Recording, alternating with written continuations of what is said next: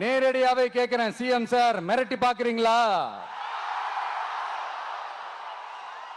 அதுக்கு இந்த விஜய் ஆள் இல்ல சார், அதுக்கு நாம ஆள் இல்ல சார்.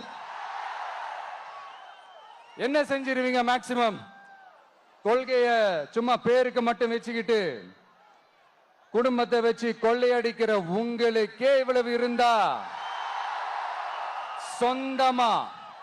சொந்தமா உழைச்சி சம்பாதிச்ச எனக்கு எவ்வளவு இருக்கும்?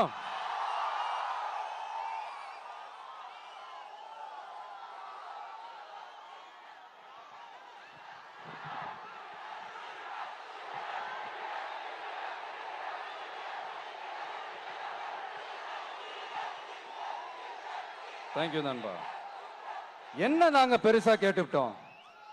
மக்கள் நிம்மதியா ஃப்ரீயா நின்று பார்க்கறதுக்கு ஒரு இடம், அதை நாங்க தேர்வு செஞ்சு அதுக்கு பர்மிஷன் கேட்கிறோம். ஆனா நீங்க என்ன பண்றீங்க? அந்த இடத்தையெல்லாம் விட்டுட்டு நெருக்கடியோட, மக்கள் நெருக்கடியோட எங்கெல்லாம் நிப்பாங்களோ அந்த இடமா பார்த்து செலக்ட் பண்ணி தெரியுங்க. உங்க எண்ணம் தான் என்ன சார்?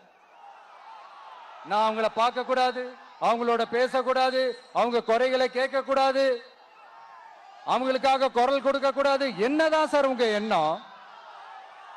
சரிங்க சார், ஒரு அரசியல் தலைவன் அப்படின்றதெல்லாம் மறந்துருங்க. ஒரு சாதாரண ஒரு தமிழ்நாட்டு மண்ணோட ஒரு மகனா, ஒரு நம்ம தமிழ் மக்களுடைய ஒரு சொந்தக்காரனா, என் மக்களை, என் குடும்பத்தை, என் சொந்தங்களை நான் பார்க்க போனா என்ன பண்ணுவீங்க? அப்பவும் தடை போடுவீங்களா? வேணாம் சார். இந்த அடுக்குமுறை, இந்த அராஜக அரசியல்லாம் வேணாம் சார். நாம ஒண்ணு இங்க தனியால் இல்லைங்க சார், மாபெரும் மக்கள் சக்தியோட பிரதிநிதிங்க சார், மாபெரும் பெண்கள் சக்தியோட சகோதரன் சார், மாபெரும் இளைஞர் இயக்கமா இருக்கிறோம் சார். மறுபடியும் சொல்றேன், 2026ல ரெண்டு பேருக்கு நடுவுல தான் போட்டியே. ஒண்ணு இன்னொன்னு,